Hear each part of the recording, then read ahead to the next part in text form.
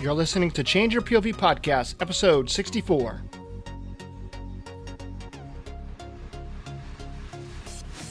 Now, you want your bullet statements. Here is the trick. Here is the key, the secret sauce to a winning resume, and that's really in your bullet statements. Your bullet statements need to be a way for you to demonstrate your ability or your accomplishment of the task that's listed in your job description. What do I mean by that?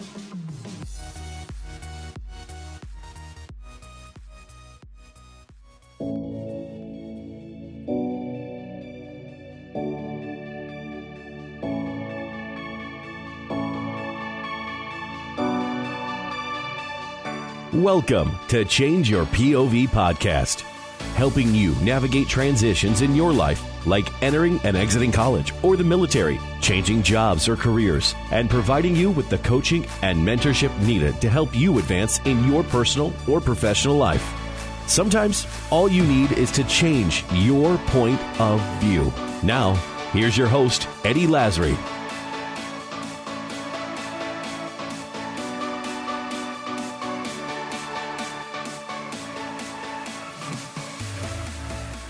Hello, folks, and welcome to Change Your POV Facebook page and podcast. Tonight, I am actually recording live on Facebook Live for the Tuesday release episode of Change Your POV podcast, which is episode 64. So this is kind of the first time I've tried my hand at doing something like this. So it's kind of like patting your head and rubbing your stomach at the same time. If you've never tried that, go ahead and give that a whirl and let me know how successful you are. So this is a solo show. My friend Bennett, co-host Change Your POV podcast, is not going to be with us tonight. He is still on his mini hiatus, getting lots of sun up in Syracuse, New York area. He may, however, hop on Facebook Live at some point and maybe say hi, ask some questions. I'm not sure yet.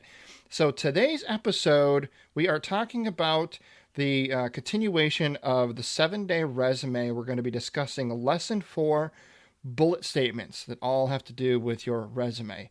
Again, this is a free training that I developed that you can participate in simply by going over to Change Your POV. I'm sorry, it's got its own website. Go over to 7dayresume.com.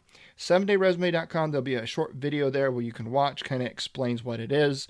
There'll be some more information there and a place at the bottom where you can opt in and sign up for your very own free training. Basically how it works is you sign up and you will immediately be sent the very first lesson, which is lesson 1 of 7-day resume. And then every day after that, you will receive a new lesson all the way up to 7 days. And each day we cover a different topic. And for the last several weeks now on Change Your POV podcast, I have been covering each of the lessons. In tonight's episode 64, we are of course talking about lesson 4 bullet statements. Now, lesson 4 is the largest lesson in the 7-day resume series. It actually has 3 training videos and it has several, I think 5 or 6 downloadables.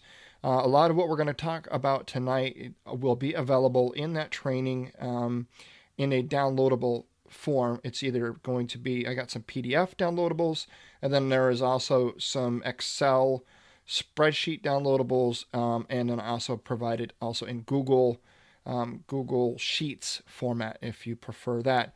So without further ado, and again, if anyone happens to pop in here and would like to write any comments or questions, feel free to do so. I'll try to get to some of those and answer some of your questions. Before I continue, though, I would like to recognize this week's sponsor, Audible.com. Audible has over 180,000 books or titles to choose from in its vast library. Everything from drama to horror, fiction, nonfiction, novels, self-help books, educational, you name it. They've just got all kinds of stuff. And I myself am a very huge user of Audible and all of its great content. I do a lot of listening in my commute to and from work. I am currently listening to the book by Napoleon Hill called Think and Grow Rich. It is an excellent book. If you've never read or listened to that book, I highly recommend it. But the deal is, for you, I have a special offer for you. If you head on over to changeyourpov.com/free book, you can sign up and get your free digital download, good for any digital book in the Audible library, as well as a 30-day free trial. So again, that's changeyourpov.com/free book for your free audio download and free 30-day trial. So head on over and check that out. All right, let's get right into it. Now, again, a little bit of a caveat here to this episode. There is a lot of visuals, as well as most of the lessons in the 7-day resume. This lesson is no different. There are a lot of visual aspects to this training, so I'm going to cover as much as I possibly can without getting into the weeds of things that you will need to be able to see in order to get and understand. So bear with me. Obviously, I'm not going to be able to cover the entire lesson. You'll have to sign up for the 7-day resume free online training course to get everything, but this would just kind of whet your appetite a little bit so you have some sense of what this is all about. All right, so briefly, we're going to talk about in the first training video, if you sign up, you're going to get an introduction video, and that covers bullet statements, third person, and how not to reference yourself. In the second video, it's going to be tips on scoring and ordering your bullet statements. We'll get into a little bit of that here in a minute. And then in the third video, it's the third video called Half Resume Test and RSR, which is Resume Sector Relevance. And if you're wondering what that is, don't worry, I'm going to get into that here shortly. All right, so let's talk about initially the third person and not referencing yourself on a resume. So what is third person? A lot of people talk about this and they hear things like this and they're like, oh, I didn't do good in my English class. Well, don't worry about it. I didn't either. I'll make it very simple for you. So third person. So by definition, if you were to look this up in, say, Webster's Dictionary, for example, third person is really, it just means that you're writing from the third person's point of view and uses pronouns like he, she, it, or they. It differs from the first person perspective, which uses pronouns such as I and me. And of course, you've got second person, which uses pronouns such as you and yours. All right. So let's take some examples here. So here's what a bullet statement would sound like in the first person. I reduced the field return backlog to 0, 57 days ahead of internal goals set by my customer. You'll notice the words here, I and my, are both in first person. Here's the same bullet statement written in second person. You reduced the field return backlog to 0, 57 days ahead of the internal goal set by your customer. So again, the two pronouns here that makes the second person is you and your. All right, let's look at third person. He reduced the field return backlog to 0, 57 days ahead of the internal goal set by his customer. So the pronouns here in third person are he and his. So the best bullet statements are written without any pronouns at all and are much shorter and succinct, like in this example. Reduced field return backlog to 0, 57 days ahead of the internal goal set by customer. You'll notice no pronouns were used in that example. It's very clean, it's very clear, and it's very succinct. Now remember, bullet statements on your resume do not have to be complete sentences, and I will cover that here in a minute. I only bring up third-person perspective because in the event you must use a pronoun in your bullet statement, it is best to write it in the third-person view. This will take some practice, but it's easy to figure out once you've written enough bullet statements, okay? Now, don't reference yourself in your resume. And you're like, what does that mean? Here's some examples. All right, so the best rule of thumb here is don't refer to yourself in your bullet statements. Like, here's some things that I see quite often. Skill, like if you were to have a bullet statement that said something like skills I am proficient in, or I made the dean's list. So when you're talking about I'm or I, you're referring to yourself. All right, at the risk of beating a dead horse, I'll move on. But just know that when you reference yourself on a resume, it's kind of redundant because your name, after all, is at the top of the resume. So any recruiter or hiring manager that's reviewing your resume is going to automatically know that it's that it was you that made the dean's list, or that it was you that has this skill that you're proficient in. Okay. So calling that out on your resume is kind of redundant and it doesn't sound very good. All right, let's talk about really quick here the bullet statements and how they relate to the job description. I know in the previous episode, if you missed it, you'll have to go back and check that out. We talked about the job description. We didn't get too heavily into bullet statements because that's what lesson 4 is all about. But I will just say this. You have your position, your job title, and then you have a brief job description, which describes that job title. And then your bullet statements need to tie back to your job description. All right. So let's look at an example here. All right. So here's a job description. Supervises and controls manufacturing throughput of highly complex mixed model radio frequency electronic systems valued at over $400 million annually for multiple prime customer aircraft platforms, provides leadership, coaching, and direction to the manufacturing floor via highly empowered work teams and other factory VSLs, ensuring all members have the necessary training to produce the highest quality product on time and under cost. Okay, that's a brief job description. Now, you want your bullet statements. Here is the trick. Here is the key, the secret sauce to a winning resume, and that's really in your bullet statements. Your bullet statements need to be a way for you to demonstrate your ability or your accomplishment of the task that's listed in your job description. What do I mean by that? There's a big difference between something that you did and something that you did or how you did it well. Okay, so what do I mean by that? Well, a lot of times I see on resumes, the bullet statements are nothing more than a list or a bulleted list of things that person does. It's almost like it's a job description that's been bulletized throughout the resume. That doesn't make good bullet statements. The recruiting hire manager, they just read that and it just sounds really good, but it doesn't mean anything. It doesn't paint the picture of who you are to that recruiter or hiring manager, because the bullet statement should be more than just a bulleted list of things that you did or things that you were expected to do as part of your job description. Okay?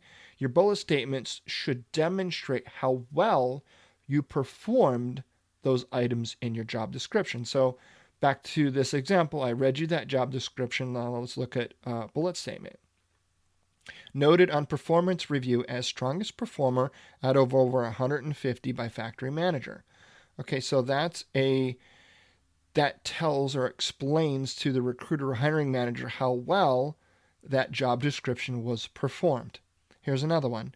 Increased factory staffing levels by nearly 40% to ready current and future business growth opportunities. So you look back at the job description, it says, provides leadership, coaching, and direction to the manufacturing floor via highly empowered work teams and other factory supervisors, ensuring all members have the necessary training to produce the highest quality product on time and under cost. All right. So if you had that as a job description and your bullet statement was increased factory staffing levels by nearly 40% to ready current and future business growth opportunities, then you can see how that bullet statement directly ties back into the job description. Does that make sense? All right, it will make much more sense if you sign up and take this training, because it spells it out for you and it lists several more bullet statement examples. So you can see by those two that I did read that the job description or portions of it, how it ties back to the bullet statement and how well you perform that job description. Keep this in mind as you write out the bullet statements. Job description is what you did. The bullet statements are how well you did it.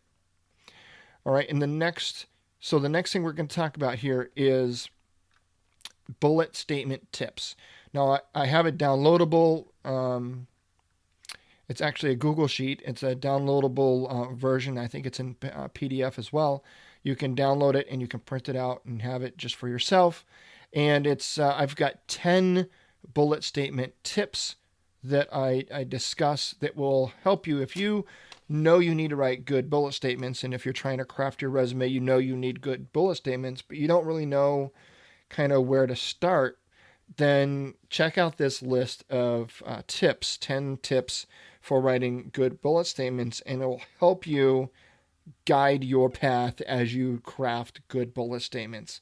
A lot of people try to figure this out by going to Google and searching for resume templates or resume examples, or just type in the word resume, and they read other resumes that are posted online to try to find good bullet statements. But all they're looking for are things that sound good, but they don't really know if those bullet statements are actually good, okay?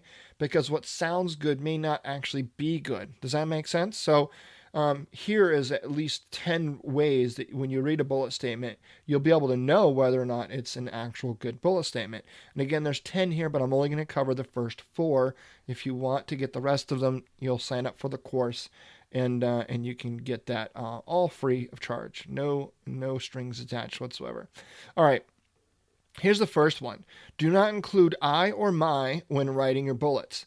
It's already implied that it is you. Your name is at the top of the resume. We already kind of covered that. So here's a bad example. I reduced cost by $30,000 when I successfully implemented a new call center process. All right, notice the 2 words I used it twice. So if I were to remove those I's, the bullet statement would sound like this. Reduced cost by $30,000 by implementing new call center process. It's much shorter, and I've completely removed the I's in both I's in that statement. Here's the next tip. Tip 2. Write in the third person and pretend that your boss is writing each bullet about you. Again, now the goal here is to use 0 pronouns and not have any. But if you have to, then do so if it helps explain or get more value out of that bullet statement. So here we go. My department saved 10 hours per week by using the new filing system I created. So you notice I used my and I in that one. Here's a better example. Time savings of 10 hours per week realized with implementation of new filing system. All right, it's not any shorter, but it's not any longer, but it is cleaner and clearer. Tip number 3, front load the benefit or the result. This means bluff or bottom line up front. Start your bullet statement with the most important stuff first. So here's a bad example. After only 6 months of implementation, the finance department achieved its goal of 10% reduction in invoice turnaround time. Now you notice the quantifiable data in this bullet statement is the 10% reduction. So that's mentioned all the way in the back of the bullet statement. What we want to do is reorder that bullet statement and move that quantifiable data up front. So it sounds something like this.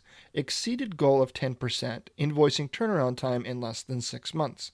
You'll notice that we move that quantifiable data 10% up to the front of the bullet statement, and that's a much better bullet statement. Bottom line up front, and it actually is almost half as long as the original bullet statement, so it shortens it up quite a bit. Number 4, and this will be the last one we cover, and I'll move on. Do not focus on creating complete sentences. I kind of already touched on this briefly. All right. It needs to be clear and succinct, but not necessarily complete from a grammatical standpoint. All right, folks, you're not writing a dissertation. You're not writing an MLA or an APA formatted paper for your college professor. You're not writing, copy for your, company's logistical report or anything like that. All right, you're writing a brief summary, bullets, all right, as it were, for your resume. All right, so here's a bad example. This is actually kind of a complete sentence. I directed a team of workers to reduce the factory stale working process by over 17%.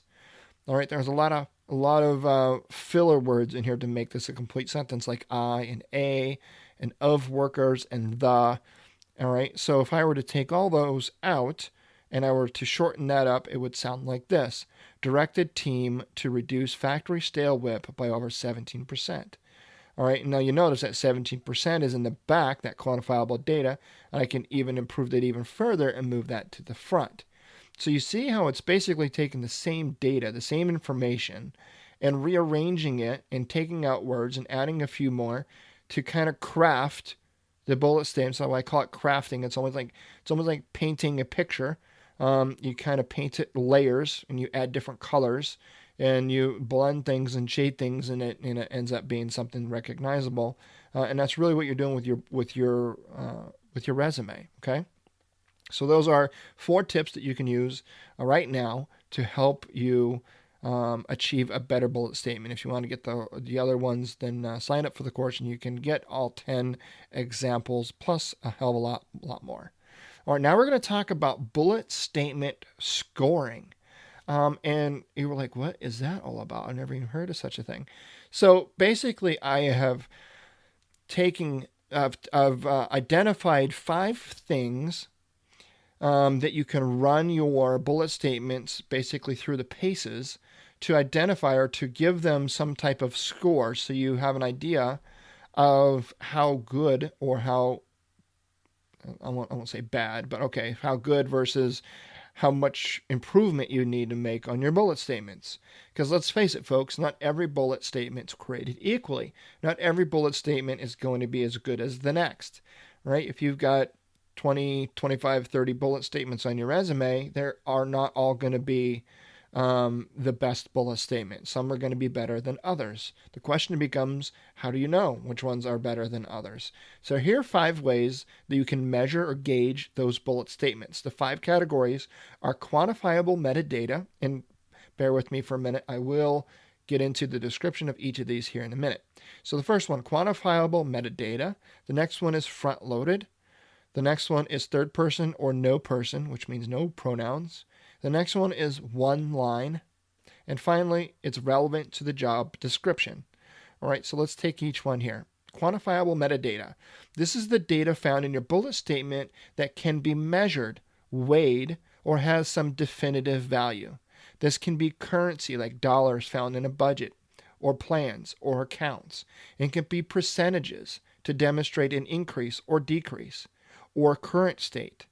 This can be time-bound unit of measure like hours or days, weeks, months, quarters, or years. Any type of number that can be measured or compared to another sample like number of people or products or services, units, etc. If your bullet statement has no quantifiable metadata, you should consider rewriting. All right? The next one is front-loaded. We kind of briefly talked about that during the tips section. This means that the quantifiable metadata is placed towards the first half of the bullet statement rather than towards the back or end of your bullet statement. What point or achievement are you trying to convey in this bullet statement, and is that point placed at the beginning of the bullet statement? If your bullet statement has no point, or it's not front-loaded, then you should consider rewriting. The third one, third person or no pronouns. Ideally, you should not write your bullet statements from any person's perspective. Sometimes, however, it is necessary to do so in order to drive a point or give some relevance to the bullet statement. In this case, you should craft your bullet statement in the third person. If your bullet statement is in the first or second person, you should consider rewriting. All right, one line. Your bullet statement should be one line in most cases. Sometimes it may be necessary to have a bullet statement include a wraparound second line, but this should be on very rare occasions and should be absolutely necessary to drive the point of the bullet statement. If your bullet statement has more than one line, you should consider rewriting. Typically, I've found that most bullet statements that are more than one line are really two bullet statements that can be broken out, or it's one bullet statement that's been, or 2 bullet statements that have been combined into one, and so it's pretty easy to kind of break those out into 2 separate bullet statements. The last one, relevant to the job description. Your bullet statement should tie directly back to the job description you have listed for this job position. Your bullet statements should describe how well you executed a portion or section of your job description. If your bullet statement does not tie back to the specific job description, then you should consider rewriting. Okay?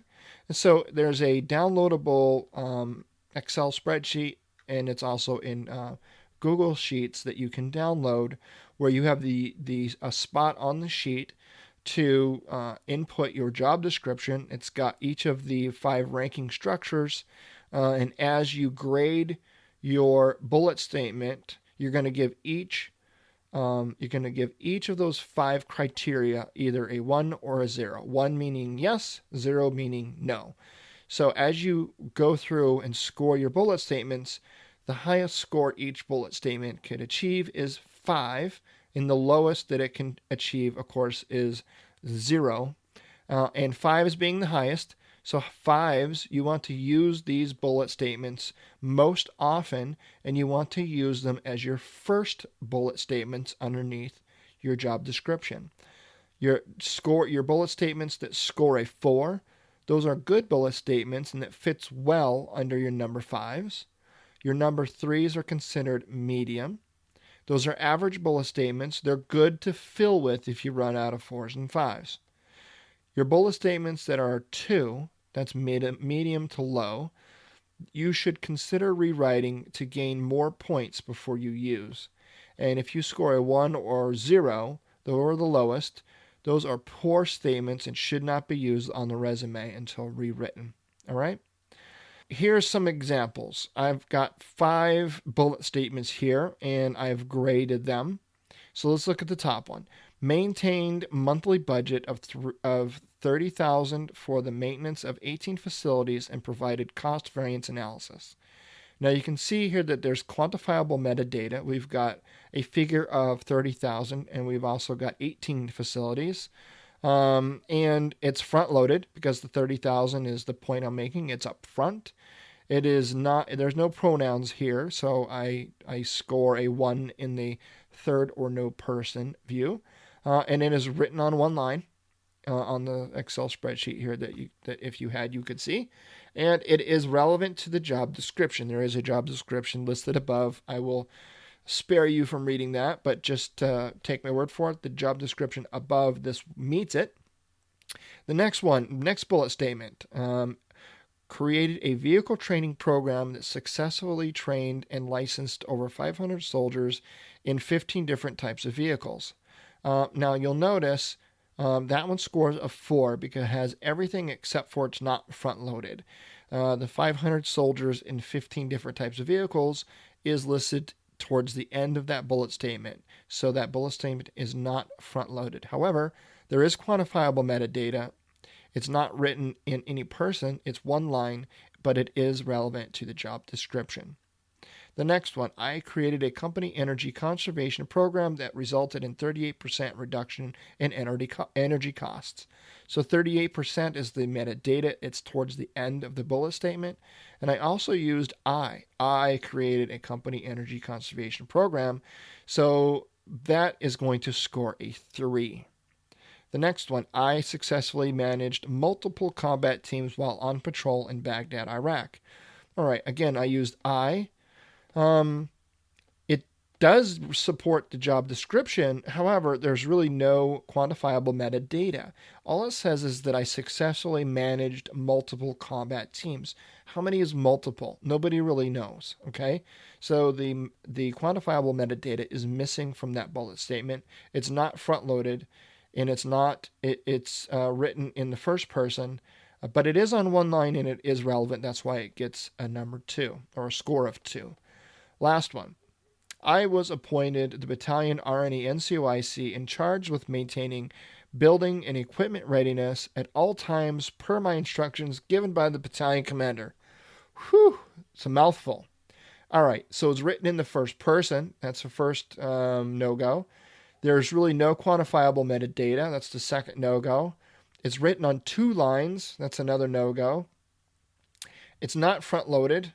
All right, so the only thing that it is relevant to the job description. So that bullet statement receives a 1. So if you actually looked at this, you would see that the one seemed like the best bullet statement because it's 2 lines, it's full of a whole lot of really fancy words in there like NCOIC and R&E and Battalion Commander. Sounds really good, looks really good, but it actually scores a 1 in comparison.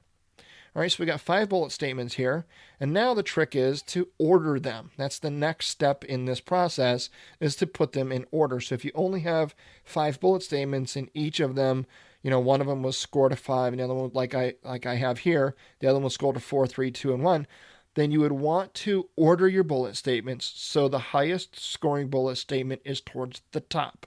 So if you've got your job description, directly below the job description, your first bullet statement is going to be the one that scores the 5, followed by the one that scores a 4, then the 3, then the 2, and then the 1. And the reason for that is because as the recruiter or hiring manager is skimming your resume, they are going to probably pick out 1 or 2 bullet statements underneath each job description. And typically it's going to be the bullet statement that's close to the job description. That's not to say that recruiter or hiring manager couldn't read the last 2 bullet statements as opposed to the first 2, but typically they've got a lot of resumes to get through. They don't have a whole lot of time to kind of mess around. So they're going to take what they've got and they're going to briefly read the job title, the dates that you performed that job, the job description, and a couple of bullet statements, and they're typically going to grab the first 2 or 3, or at least the first couple. So you want your best bullet statements written towards the top. All right, so that is the bullet statement scoring. Now, there's 2 things, and I describe it in the video of the training. First is called a half resume test, and the second is called a sector relevance, or an RSR. So a half resume test is just like it sounds. Once you've completed writing your resume, you'd fold it and you'll print it out, make a hard copy form of your resume. And of course, we all know it's 1 page. If you've been following along, taking the training, you know you've got 1-page resume. Not 1 page front and back, just 1 page on the front. That's it. You're going to fold that in half, so lengthwise. So when you open it up, and you're reading the resume, the line is the crease that you've made in your resume is going to be vertical. All right, it's called a half resume test because what you want to do is fold that resume back on itself so you can only see the first half of a resume. So if you're reading the resume from left to right, you can only see the left side of the paper from top to bottom, and that's it. And the whole point of this is because as you're reading the bullet statements, you are gauging to see if those bullet statements are front-loaded. All right. If for some reason all your quantifiable metadata or the points you're trying to make in that resume are listed on the back half of your bullet statements, you won't be able to read them doing the half resume test because all of the good parts of those resume stuff is going to be on the end of your bullet statements, which will be covered up. You won't be able to see it. So that's a quick test. So that will give you a real-time view on how you need to, or the bullet statements that you need to rearrange to make them front loaded. Okay. So we're putting all the most important information towards the front of the bullet statement. We're ordering our best bullet statements towards the top, right? And we know that our resume is written in reverse chronological order, meaning our most recent job description is towards the top of the resume. So now let's talk about the resume sector relevance. We've already folded our resume in half once. Now we're going to fold it in half again, except this time we're going to fold it from top to bottom. So we're going to have 1 horizontal crease and 1 vertical crease. So when you open up your resume, it's going to be sectioned off into 4 quadrants. Quadrant 1 is going to be your upper left box of your resume. Quadrant 2 is going to be your upper right. Quadrant 3 is going to be your lower left. Quadrant 4 is going to be your lower right, okay? And this is your resume sector relevance because we know now that we've got our resume written in reverse chronological order, all right, most recent towards the top. We have our best bullet statements, our ones written number 5s and 4s towards the top or underneath the job description, and we've front-loaded our bullet statements, so now all of our quantifiable metadata is to the left. So if you've stacked your resume like that, then very quickly, sector 1 becomes the most important sector of your resume. That quadrant is going to be the most relevant, the most accurate, or not accurate, but it's the most relevant and the most current piece of information on your resume. Sector 4, conversely, is going to be the oldest and going to have the least valued information. And if you're confused at all, and I know it's kind of hard to do this on a podcast, but just know that there's a video specifically for the resume sector relevance, or the RSR. I do this with my own resume, and you can see the video of me folding it. Everything is color coded. I got it in big. You'll see it. It's done pretty well. So it helps you understand the half resume test and the RSR, resume sector relevance. All right. So I know that was a lot to cover, a lot of information, because here's the deal, folks. I can't tell you exactly what to write, because every job, every industry is going to be different. Every job is going to be different. Every job you're applying to is going to be different. Every promotion you're trying to get from within your company is going to be different. You're going to be different. The recruiting hiring managers are all going to be different. So I can't sit here and say, oh, this is what you need to write. All right, that it doesn't work that way. But what I can do is show you the best process and the best methods and tips and ideas behind how to write whatever it is you're going to write. All right. And this works for all industries, all jobs, regardless of who you are, what position you're going for. All of this makes sense and it's relevant to you. Okay. So if you are wanting to write better bullet statements and want to know how and things to look for, then check out 7-Day Resume. It's got it all in there for you. So that's it, man. It's, about 40 minutes or so of this podcast. That's fine. Not bad for a solo episode. And again, I hope you enjoyed some of this information. I know it's packed full of data, and some of it you may not quite understand unless you see it, but you've got the ability to go and see that if you want. Sign up anytime. And I'd love your feedback. Drop in, leave me a comment in the show notes page of this episode, or leave me a comment here on Facebook once this publishes out there and everybody gets a chance to see it. I welcome any comments and ideas that you may have out there as well.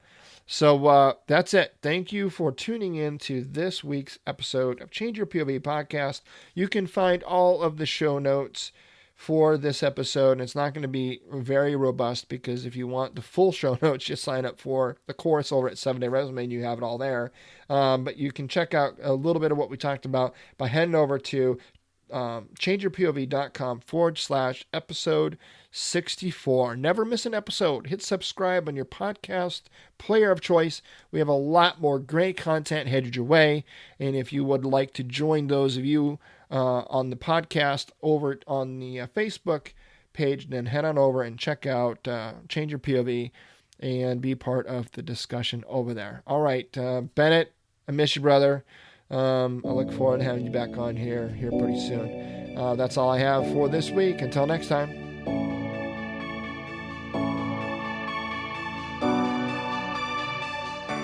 Thanks for listening to Change Your POV podcast with Eddie Lazary. Check out more content by going to changeyourpov.com. And remember, your ability and willingness to change your point of view will open doors of opportunity.